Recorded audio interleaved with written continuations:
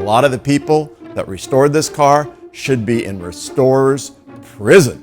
They did such a bad job, and I want to show you just one example of something, Mr. Bob, that you were so frustrated with last time you worked on this wonderful automobile. This is the vent right here with the bezel. Well, somebody used lovely JB Weld to hold it in. Oh yeah. And you might have seen, we've got a little filming of us struggling and figuring that out. With this car, it's one thing, when you might run into having a car like this also that you pick up that somebody else restored. Didn't come out of a barn. It hasn't been sitting non-touched. Somebody played with it. They really played with it. But it looked pretty good in the dash. It looks good. But when you go to service it, oh man. But you know what? We have something to show everybody what it should look like, and with the correct brackets. And that's the thing is, then it has the correct brackets. It's not a broken piece. We're able to get the pieces that we have off the shelf or locate them, Yeah. or reproduce them.